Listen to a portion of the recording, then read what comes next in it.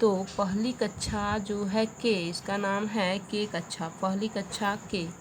तो हीलियम की परमाणु संख्या 2 होती है, तो यह तो पहली कक्षा में समा सकते हैं, यानी पहली कक्षा में पूर्ण हो सकती है हीलियम। तो दोनों हम बैठा दें, दोनों इलेक्ट्रॉन पहली कक्षा में ही पूर्ण हो गए हैं। अब ध्यान दीजिएगा आप लोग, एक होता है उत्कृष्ट गैस यानी नोबेल गैस, जिसको अक्रिय गैस कहते हैं, यानी कि कक्षा के अंत में 2 इलेक्ट्रॉन, 8 इलेक्ट्रॉन, 18 इलेक्ट्रॉन और 32 इलेक्ट्रॉन अंतिम कक्षा में आ जाए, उसको कहेंगे अक्रिय गैस। क्या कहेंगे? अक्रिय गैस कहेंगे।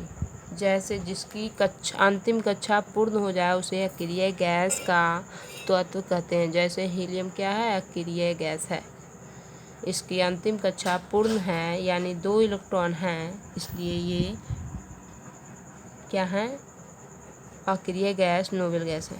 अब हम बनाएंगे लिथियम का इलेक्ट्रॉनिक विन्यास। तो लिथियम का 3 होता है और पहली कक्षा में के कक्षा में केवल 2 इलेक्ट्रॉन होते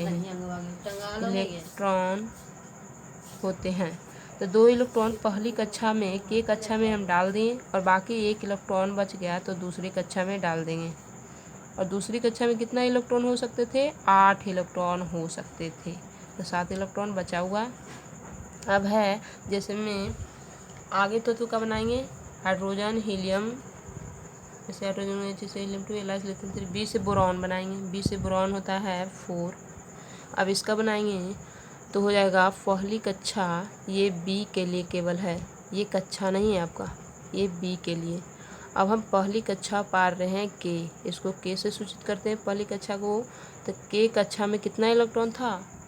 के कक्षा में 2 इलेक्ट्रॉन थे, एल कक्षा में 8 इलेक्ट्रॉन थे, एम कक्षा में 18 इलेक्ट्रॉन थे और एन कक्षा में 32 इलेक्ट्रॉन थे।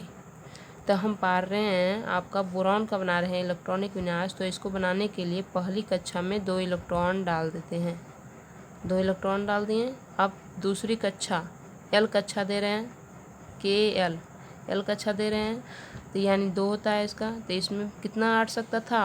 8 हट सकता था, तो 2 ही बचा है मेरा।